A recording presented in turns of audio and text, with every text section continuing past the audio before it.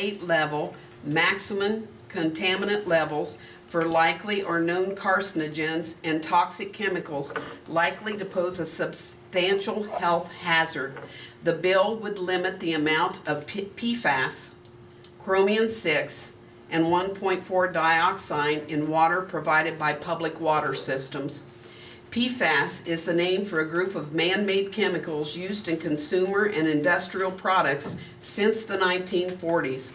PFAS have been linked to testicular and kidney cancer, liver damage, and developmental problems in children.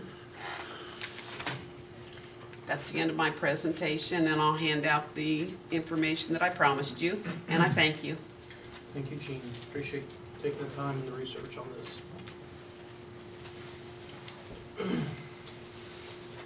At this time, I would like to allow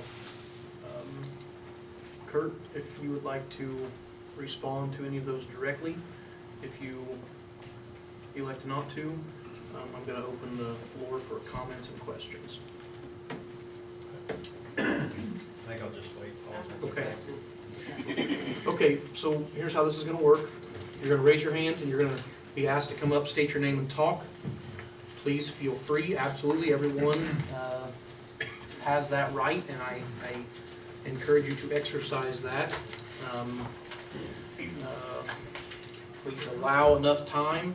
Be sensitive to the idea that many people most likely will want to speak, so please try and keep it to some kind of condensed conversation. So, who would like to start? All right. Yes, ma'am. Okay. My name is Melanie Nobby, and I live on 200 South. Okay. And I asked if this landfill is really needed later on to vote yes on rezoning this. And if the citizens of the county want to make this landfill current, last longer, they need to recycle. They need to watch what they're putting in the landfill, and I'm sure none of them's been doing this whole time. So I think to protect our future, I think we need to approve this rezone for that reason. And if you ask, Mr. Fixman will walk you around that whole place out there. Thank you. Sir?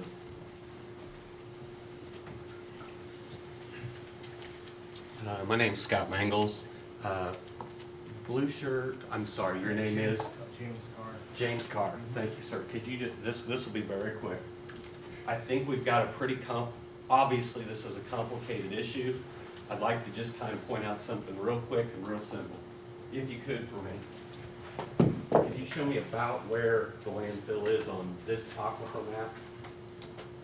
Oh, let's see, it's where the, excuse me, this is where is that where the road turns right here? I think it would be in this area here. Okay, and what direction does the water flow in Decatur County? Generally, at least here and here, it comes from the northeast to the southwest, more west than south. Okay, thank you very much. So we have a landfill here and the water flows in this direction. Everything you see in green is an aquifer. That's all I have.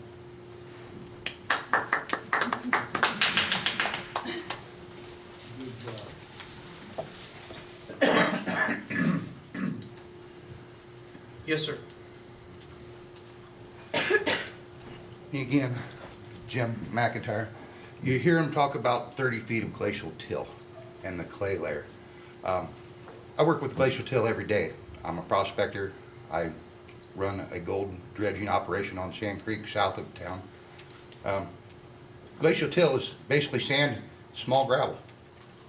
They're talking about the clay layer being a way of protecting us and keeping the water from getting into that area in the glacial till and the way the water moves through it.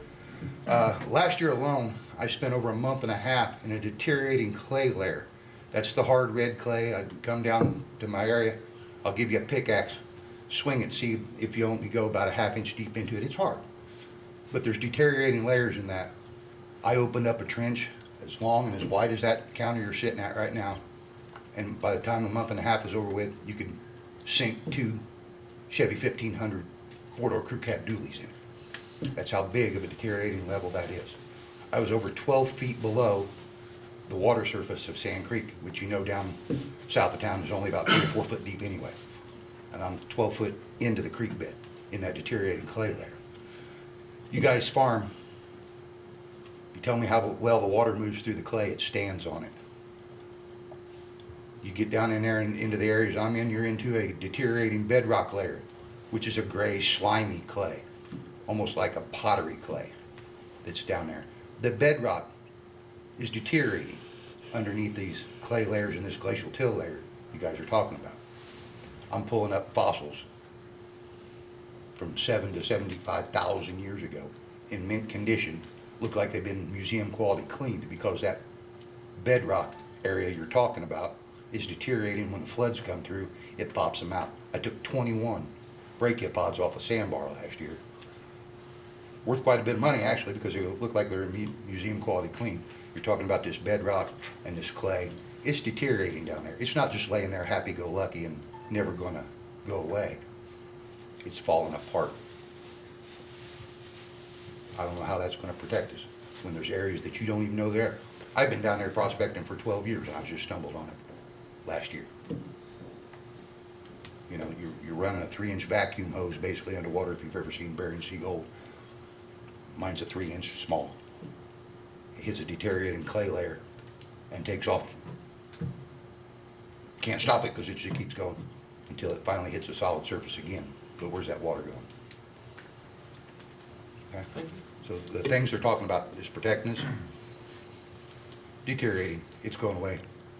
And you don't know it until you find it. Thank you.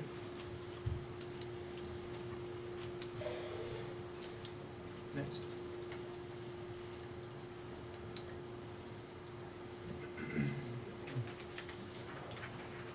Yes, sir.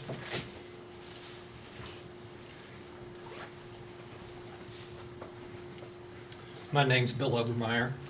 I was told we need to keep it 2 minutes, so I recited this, okay? We live 2 miles from point A to point B from a landfill. We lived there since 1980. We've never smelled the landfill till this past year. Sometimes it burns your eyes, and I'm not exaggerating. It's not every day, it's not the same time of day. So if I call Jeff and say, come out here and meet me, by the time you get here, it may not be there. It's different every day. Something's changed in the last months. My belief is how it's getting covered or lack of coverage. My wife and I went to the landfill on the 25th. We met with Mark Fixmer. Rick Meyer was outside. It was on February 25th, and they both agreed there's a smell. And I was told it was associated with the wells. We did a tour of the facility, and I'm impressed how the facility is. It's a nice looking facility. The only thing is, even when we went in the office, you can smell the landfill smell in their office. And this can't be good for anyone's health.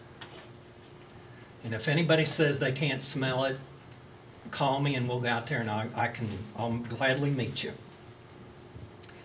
As I look at the plan board members, I don't see anyone that lives in the vicinity of the present landfill except one possible individual could drive by. You would not want to you'd not want to have a landfill next to you, much less a landfill that wants to rezone another 150 acres. I've read several articles that state people are affected with health risks within 5 kilometers of a landfill. I've spoken to IDEM inspectors, several of them have been there. The last published data is from 2004 that shows there's approximately 38.38 years of remaining life in the existing landfill. On Southside's landfill website, they state their 2019 expansion approval was only 42 acres and allows them to continue to serve the community for many years to come. If you look on their website, they service Indy, Greenwood, Avon, Fishers, and a big area, a lot bigger than where we're at. I truly believe there's trash coming in the landfill, more trash coming in the landfill than what's being presented to the taxpayers, which we were told was approximately 13 counties. I agree with the one lady, we need to continue educating people on recycling. In our home, we've got bins for tin, cardboard, glass, each thing. We try to do our share, and I'm sorry that the one uptown got destroyed. If we can continue to educate our people, we won't have as much trash coming into the landfills. Read an article today in San Francisco, they've diverted 80% of the materials from landfills. I think that's very good. We were just at a meeting with some people from California, and I talked to them about different issues with trash. I think this is a business, and I'm speaking the best way, Decatur landfill, that wants more land and more trash to generate much more revenue. Best way in Decatur Hills, the only ones to benefit, not the taxpayers in Decatur County. As the landfill expands, the area around the landfill becomes less desirable.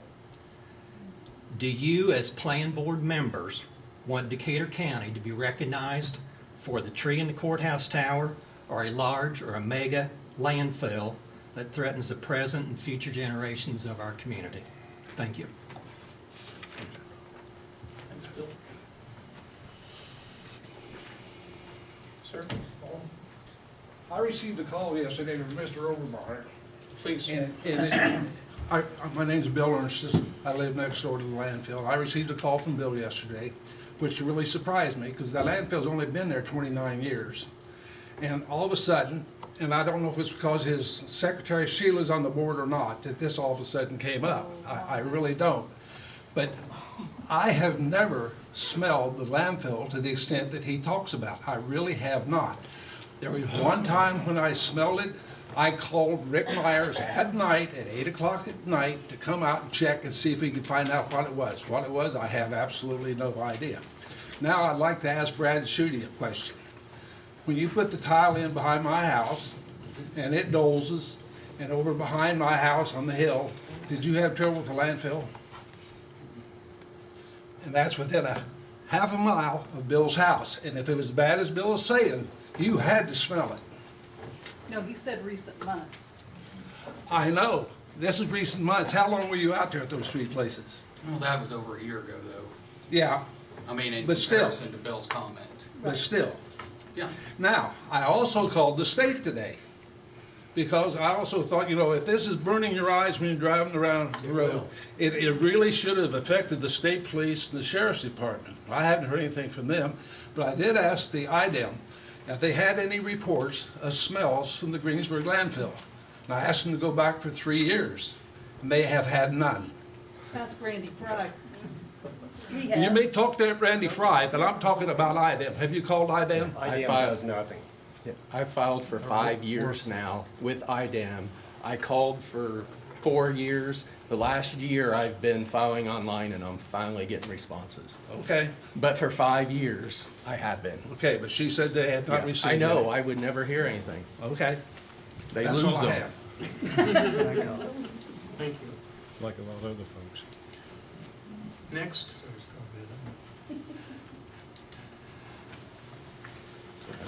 My name's David Aubie. I live down the road. A little food for thought, just something to think about. I know we asked Mr. Kloskopf, we appreciate you doing that, finding out what that would cost the city or whatever, but I think we need to look at Seymour, Jeffersonville, Aurora, all these other towns. They seem to be able to afford to pack it clear up to Greensburg. And so I don't see how that couldn't be, use those same trucks to take it, use Greensburg as same thing Seymour's doing, as a place to put it and truck it somewhere else. A lot, transfer station. So something to think about.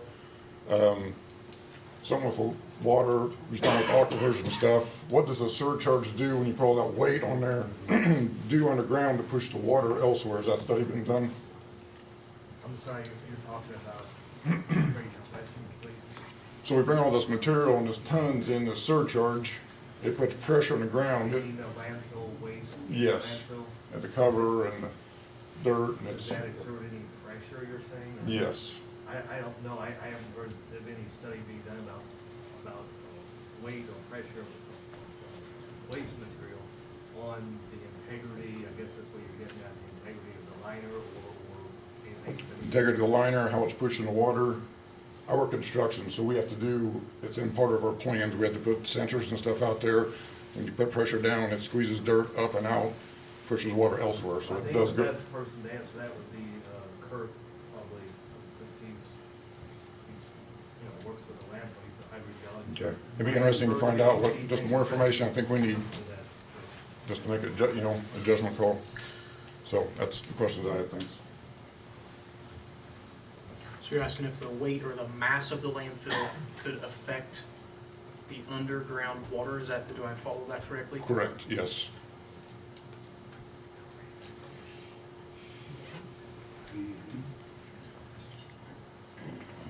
Next. I'm Rick Kramer. I live near the landfill. I'll keep this part of it short because this is, I could probably go on an hour. My dad was one that helped shut down the old landfill and all their illegal activity they were doing, but I'll keep it at that. This is just on the current site right now. I did notice when they showed all the setbacks on the original map, they had the 600 foot around the dwelling. I didn't see the 1,000 feet off the state highway marked off. They're not allowed to build within 1,000 feet. There's one other IDEM minimum requirement, and there can be no running water in the site. They didn't have the creek that's running through there. There's also a state flood zone, state-controlled flood zone through there, so I didn't see their plan to redirect all that water, because they would have to do something with that runs under there. There's a big watershed that comes through there, and they could possibly have erosion problems on the side of that landfill. Right now, they have the old landfill and the current landfill, and they have a major watershed running between them. The old landfill has no liners whatsoever.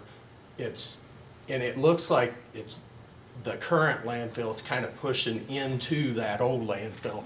So I believe that's abandoned to the county. I'm not sure legally, but you really need to watch those watersheds. There is massive. The top end of that watershed goes into my dad's property, goes up to the railroad tracks and into 46, and his property, the lower part, floods several times a year. And that goes on between those two landfills. So, you know, there will be some water issues. That's just what I have to say on this part of it, though. Thank you, Rick. Next.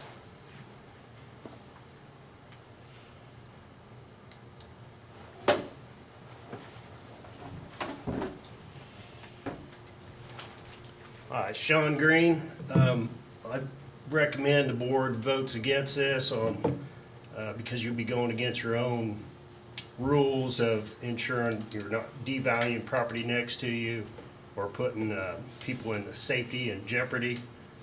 You have, what, 5 different rules that you guys have to follow with adjusting property on the value, not affecting it, which we know it will, be an interest to the public health, safety, or morals, general welfare.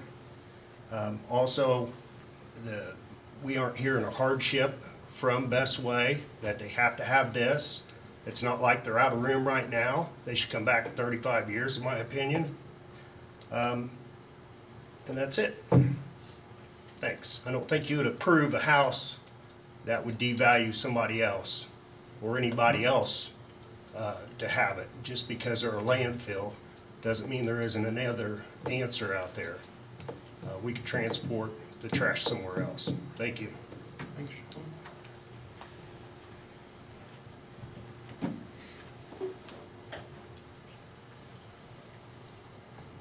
Next.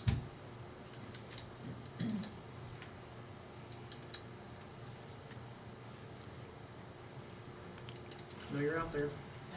Well, my name's Donnie Bates, and I live right down there by that landfill. And if anybody tries to tell me, or anybody else, that they can't smell that, you're in bad shape. I'm telling you, it has awakened my wife and I up, sometimes at 2:30 and 3 o'clock in the morning with the smell of that landfill and that gas coming off of it like you can't believe. And I hear all of this money that they're talking about, and I like money, anybody else, I really do. I tried to make all I can make. But you understand about this thing about making money, at the cost of what? The cancer in Decatur County is out of sight. Your responsibility, gentlemen, you've turned me down on building proposals before. No problem, I just walked away and licked my wounds. But your responsibility is to protect our neighbors, the residents of Decatur County. Amen. And I appreciate the mayor being here. Mayor, I like your politics, but I don't like where you're thinking. I have to tell you that when you talk about traveling and going from state to state and city to city and airport to airport, God himself only knows how many miles I go and travel. And I can't imagine how many people that has walked up to me and said, "Where are you from?" That's an age-old question. Then, where are you from? What state are you from? I got an accent. I don't know where I got it. They must drop me on my head. But where are you from? I said, "I'm from Greensburg, Indiana." You know what they say to me, sir? "Well, that's the place where that tree is growing out of that courthouse." I said, "Yeah, that is. My dad was a boy in this county. He's gone now." And I can't help but think what it would be like, sir. Please, just help me think. I just want the best idea. I don't have to have mine. I want one to make me money, but not at the cost of my health.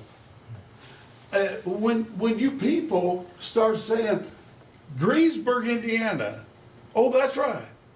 We got a massive, stinking, filthy, rotten, contaminated landfill 2 miles from the city. Now, how bad is that going to hurt businesses? The tax collection, when people won't buy no more, when it falls out of bid. You know, we need to get real in what we're doing. We're not going to just do this today or tomorrow. This is going to affect everybody else. And when he talked about that man or that collection agency that's running out of room and they want to expand, but they closed them down and they've sued. And I want to tell you something. I just tell you now, please help me. Just please help. Give me a little bit of compassion. I can't believe how this county hadn't been sued out of bed. Of all the people, what they did to that old landfill down there, come on, please. Let's just think, give me a little common sense. That other landfill, and they had to close it down.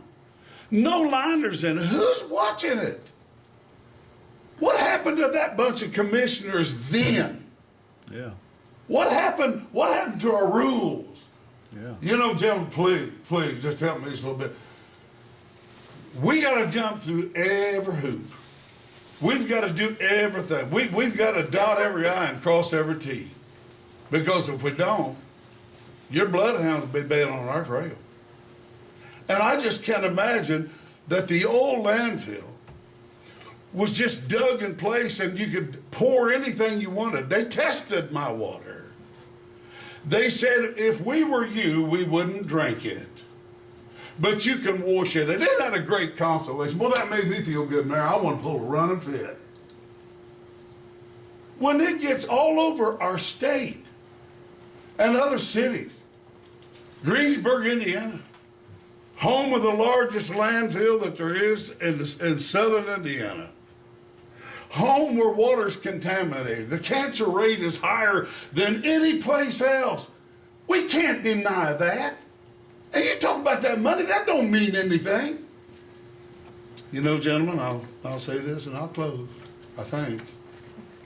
But I'll say this, you have never lived until you have been asked to go to a hospital and pray with people that are dying of cancer. And say to me, preacher, please pray for us. Pray for my daughter, pray for my husband, pray for my grandpa. Pray that God will heal them. Cancer is the hell scare of the universe. And you and I are dotting I's and crossing T's. And I have to throw this in. There is going to be a great white throne judgment bar of God. And it doesn't matter where you go to church. It doesn't matter what you worship. It doesn't. But if you believe in the hereafter, there's going to be a judgment. And I'd hate to be standing there when they all go to passing it out, Lord, because it's going to get real on that day. And I'll say something else. You guys got a tough job on your hands. And I know that. And when they flash all that money, we're going to give you this one. Oh, but what's your job? Because they wouldn't flirt money down their backs. Not at all. We have confidence in your integrity, gentlemen. I know some of you as mom. I've banked with some of you. I know you. I know you. But I just want to tell you right now, your grandkids and my grandkids and our wives, they're pleading for you to do the right thing and let them go peddle their papers. I don't cry a bit about how much money they're making. I don't care. But I have to tell you that if you'd go with me, the number of times I go into rooms in hospitals and they're dying of cancer, and that rate is out of sight. And please, my neighbors can help me right here. 5 or 6 on that road on 100 South, just past my farm, have died of cancer. Is that accidental? Or is it from the water we're drinking? Our water is the only thing we've got. And I listened to Linda McCammon when she was on this board. She asked them a question. Who tests those wheels? Well, you know, they test them themselves. Okay. Well, what do you do, she said, if it's already got into the aquifer? They told me I had aluminum in mine. Duh, let me think where that came from. I just promise you, do the right thing. My God, do the right thing. Those people are dying. And water is the only natural resource that we have got that's invaluable. And I believe in you guys. The boys that work down at that landfill, I don't have a problem with nobody. They all got to make a living, so help me God. You guys got to make a living just like I do. And when it comes to our job, we sure need to make our payments, don't we? But there's one thing we got to do. We got to stand to judgment one of these days. And we're going to give an account. I hope you do the right things, fellas. Amen. No, nice job. Next.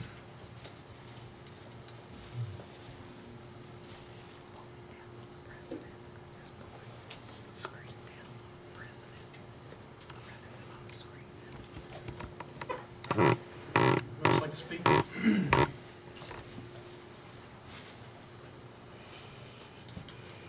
Can I make one last comment? Yes, sir. Dave Nobby again. I think, I keep sitting there and the one thing I keep going through my mind, and I forgot to say before I apologize, but there's one big word we all gotta face every day in everything we do, every decision you make in life is liability in today's world. Liability, liability, liability. If you let them bring the stuff in, you got liability. Take it somewhere else, it's somebody else's liability. Think about that. For a couple of questions, I had seen an image floating around about an item standard regarding flood zones and running water and setback distances from the highway as well. Can you talk a little bit about that, Kurt, on your proposed map and how that may affect that, or the landfill location regarding those bodies of water or flowing water as well as the highway? Sure. Kurt Pablo with Western Decatur Hills again. I guess first, regarding, I've seen, I think, the same document that you're talking about. And so I questioned IDEM on that because it doesn't agree with the current rules. And so that document was actually published in 1971. And that was the rules that were in place at that time. So it's like there are setbacks, there are requirements for streams or floodways and things like that. A lot of them are similar, but the things like the 1,000-foot setback from the highway are no longer relevant. So, Debbie, is it possible or somewhat possible to get to his presentation? There was a site plan map. I've got that on paper too, but it's probably easier to see on the screen. Are there in this 150 acres is there structures or what do you plan to do on the west side of the road beyond a landfill? Are there facilities be moved over there? What all's happening? What's your tentative plan there? Sure.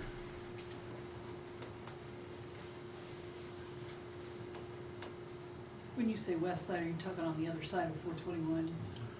No, West side of 280. 280 Thanks. or, yeah.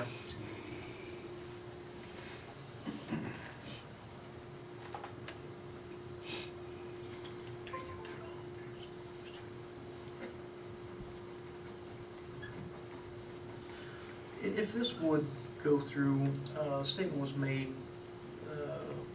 where would, of this 150, let's say, 12. I'm sorry? I'm sorry, I was talking about. Of this 150, sounds like it'd be down to 100 automatically, and then setbacks from things. Let's say that effectively that became an 80-acre landfill. Just throw a number out there like that.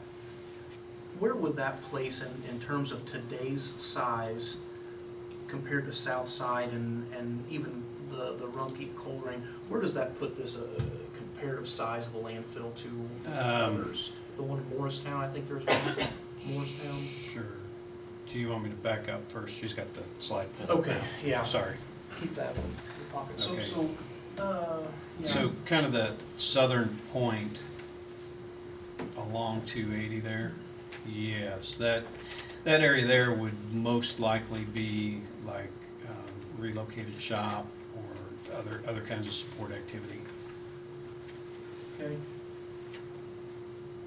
And then your plan is anything north and west would potentially be landfill, future landfill, is that accurate? Correct. That I mean, that's the area with setbacks and things, that's the only area that could be considered. And then with, you know, there was talk about there is an existing stream that runs up through here right now. I don't recall if it's a continuous stream or intermittent, but I mean, there's a review and permitting process with IDEM and DNR, possibly Corps of Engineers. I mean, none of these setbacks take any of that into account, but it is all things that will have to happen and would affect that final acreage. I understand you can't commit to this, but if there is essentially a current stream that nearly divides that, would you expect that would be rerouted around the perimeter of the property, or would you abide by a setback and go on each side of that stream? Well, from a construction standpoint, it would be more practical to relocate it, but it might be, you know, just stopping short of it may be best answer of all. Mm-hmm. You know, you understand what I'm saying, as opposed to trying to build on both sides. To not go to the northwest side of it, but to stay. East of it possibly, yeah. Okay. I mean, that's, Kind of tying in with what Paul's asking. What method did you guys use to determine you wanted to rezone this? Well, the first consideration is that it's property that we own that's adjacent to the existing landfill. So that's I guess really, well, how did you determine the size the size of the rezone? of the rezone. That is, Are you strictly basing it on the parcels? yes, correct. So that is the entirety of those, is it 7 parcels? 7 parcels, yeah. So you don't necessarily have a plan in place to account for what you're gonna utilize? Every acre of that at this point, no. It was asked the last time that you presented, Kurt, to give us, to give us some sort of a what you need as opposed to a blanket request. So, and in continuity with the other side of the road, I understand the logic of, those other parcels are blanket I-2 to parcel lines. Would it be reasonable to ask if you were to move something to the other side of the road, could we get to an idea of something that is not 2 parcel lines? I understand you can't develop 2 parcel lines, so that's shrunk from 150 to 107 or something like that. But beyond that, if approximately, and these are very, very rough numbers, but if this were to pass and there were to be a pass on the Board of Zoning Appeals for a landfill, 30 acres would provide years of service. Is that fair to That's true. make that statement? That's true. So could we get to a point where we are condensing this request? It's hard to say, and it's been brought up to me by folks in public about, if we're operating at say 50 acres would provide well more than 50 years, should we reevaluate this as potential mandates with recycling from the government come through and reduce this volume so that it's not just an open door on 100 acres? Right. And I understand your question, and that's certainly, that's something that we can look at and try to come up with a. Can you answer his other 2 previous questions too about size comparison to Southside and Morristown? Sure. I don't know the acre. I'm sorry, I had forgotten that question. So I am familiar with the Southside acreage, and that facility is 360 acres of permitted ground and about 1,000 acres of zoned property. 1,000 industrial zoned, so compared to the 150 requested, that is all zoned.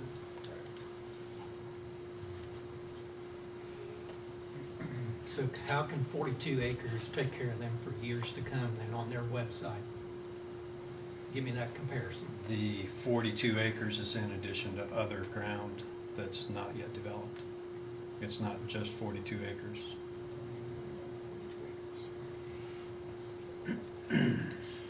What is our current timeline if this is not expanded? How much time do you got left where you're at? And I know it's gonna vary. Yeah, it's a difficult question because, you've got there's a lot of variables in there, it's, we've talked before about 15, 20-ish years, that's probably a reasonable number,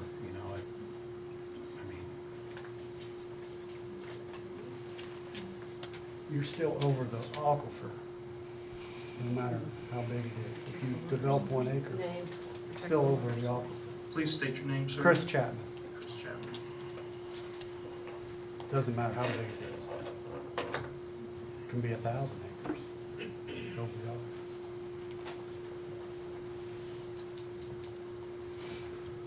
the aquifer. If there's an aquifer there, which some of these maps, these maps are showing, all that hydraulic drilling and sampling will all be done and submitted to IDEM if it gets through this board, if it gets through the Board of Zoning Appeals, that's when the soil borings to find out all the soil types, where the water tables are, the aquifers, and if any of that's in violation, I mean, am I correct, that IDEM stops it at that point too, if it gets through all these boards? Correct. Correct? So I mean, So- we do hear a lot about these aquifers, I see the maps, you know, but we don't, my understanding is, best way to not submit an application for any kind of expansion to IDEM without it being zoned first by the county. That's correct. So there's still, I've heard this too for a long time. I mean, anytime a landfill wants to expand, to get through the county, the state, the federal boards and regulations, I mean, how many years are you talking? You know, I thought, I mean, what do you have a guesstimate of how long it takes? Well, you know, we have this process and the BZA, so, you know, you're probably, you know. You're looking at, yeah, a while there. I mean, Yeah, it's been taking a while there, quite a yeah. while. Then the physical investigation that you're talking about, the soil borings and the engineering and evaluation and stuff, it generally takes us on an expansion, it could take, you know, it could take a year to put together the application package, you know, and it can take a year to 2 years for that to go through the review process at IDEM. You know, so you could be, you know, you could easily be 5 years down the road, 4 or 5 years down the road. If we. If there's no other questions by these agencies, you know, things. Right, can and be if sent we back for pass one resampling. step of this today, you know, from there, so. Mr. McIntyre's first. Yeah, thank you. My question was actually for you, Andy. You're talking about, he admits there's a creek bed that runs down through that natural flowing, I'm assuming, and not man-made. How does he have to go through the process of actually getting a permit to destroy that wetland? Because you're talking about a wetland there, if it's This as board, such. this board is zoning. Right. Wetlands will come in, I'm sure with the environmental study that has, you know, that's down the road. Okay, If I it gets through this understand it. board, because But- none of us are experts Right. on wetlands or any of that. But you're being asked to approve a zoning that he has to turn around and get permission to destroy a wetland on. Taking consideration that, you guys are opening up to allow him to destroy a wetland if he gets permitted for the process. If it's He decided, goes to the DNR or whoever and talks to them. if it is Yeah. decided as a wetland, he can't destroy that, and that's nothing that this board can. Mrs. Joanne? Just a couple of comments. The protection of the aquifer. If you think about that Fox News report that I gave you guys, it says all sources should be protected. The lady from IU on the aquifer sensitivity thing indicated that there's a potential there, okay? So it can happen, okay? So you should be protecting the source. But let's forget that even for a second. Let's go back to the leachate, both currently and for whatever they develop. They're shoveling it into Greensburg and they're processing it, but don't forget the PFAS, the forever chemical, and they're putting this on the ground, and this is running off into the waterways. They're saying that they had to retreat it and send it to a landfill. Well, you send it to our landfill, and are you going to jeopardize the aquifer? And if you don't, and they're putting it on the land, it's running off into all the other waterways. Keep that all in mind, and keep in mind that PFAS comes from clothing and furniture and numerous other items that we put in our landfill every day. Thank you. Don Bates is first. I came here 45 years ago, so I've been in this town for an hour or two. It's ironic. We talk about everything that's supposed to do and supposed to be. We've got factories out here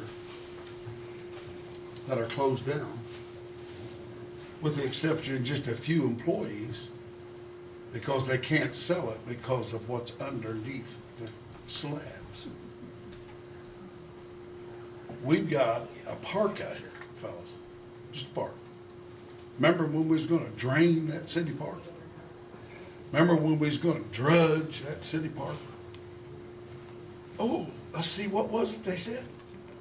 They found out that that dirt underneath that pond, that lake, is contaminated. And what it was going to cost the city to take that to a contaminated landfill was cost prohibitive. There are just so many little bitty if and what ifs, and if a frog had wings, he wouldn't be bumping his rear end all the time. We're just looking at the facts of the can of worms that's going to be open, and these guys go to work somewhere else. I drive back and forth to Indianapolis almost every day. They're going to go someplace else to work. And they're going to do something if they have to go over here to Rumpke's new deal they're trying to get through, that the state is saying no to. And I'm telling you all right now, so help me God, I'm telling you, with all the contaminated soil that's under Decatur County and Greensburg, Indiana, sir, I'm going to be shocked if somebody don't bring a lawsuit to blow our ever-loving mind. Because it's all there. If you want to, you can ask me how I know it's all there. I wouldn't want you guys a job, but it wouldn't bother me to say no. Go ahead, you'll go to work someplace else. It'll be fine. Not at the expense of my water and what I'm going to drink. And you know, I know you don't want to hear this, but there's a funny little thing in there that Jesus said. As you mete it out, it shall be meted unto you. My opinion, throw it to the wind. We don't need it, we can afford it without it. My name's Charlie Hawker. I'm running for county council at large. The reason I'm here is to observe and to evaluate. We have a significant issue in hand. I hope you're not going to take a vote tonight to decide this issue, because it's far too big, far too monumental, and there's too great a consequences to be decided by a snap judgment decision. It's very highly charged, highly emotional. I'm a problem solver. There's a solution to the problem, but it's going to take everybody working together to get that solution. This situation up here, there's a solution to it, but we need to evaluate and look at the long-term consequences of our decisions. You can't make short-term decisions. I agree with Brother Bates. I care less about the money. Money's not the issue. You know what's the issue? Life. You don't have life, what's money? There's a passage in the scripture that talks about leaving an inheritance to our children's children. That's how the Bible describes it, which means our grandchildren, a legacy.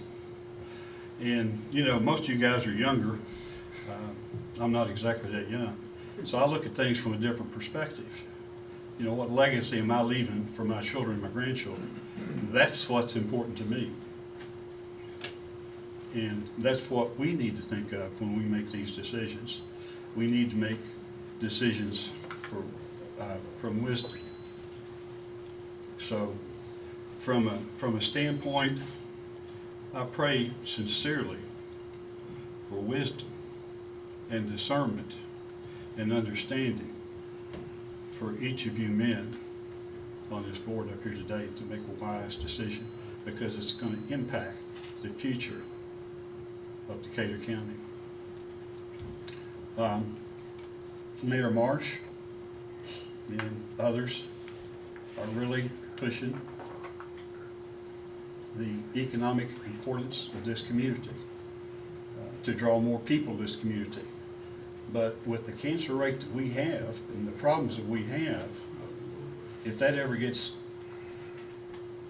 publicized, it's gonna turn companies away from wanting to come in here. So we got an issue that we need to resolve. That's what the bottom line is. And it's gonna take all of us working together to get the thing resolved. I don't think we're gonna resolve it tonight. So, I don't know what you wanna do, but my suggestion would be to table it, to review it, to study it, to maybe get other people involved to help look at what potential solutions to this problem exist. But I just pray you don't make a snap judgment decision, because that'd be the wrong way to go. Thanks for your time, I appreciate it. Thank you.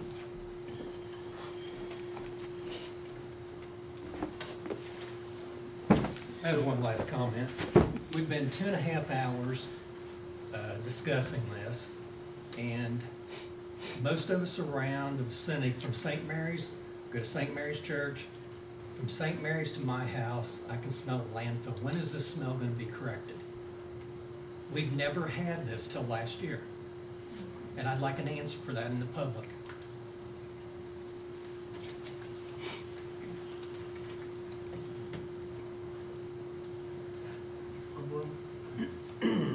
Sure.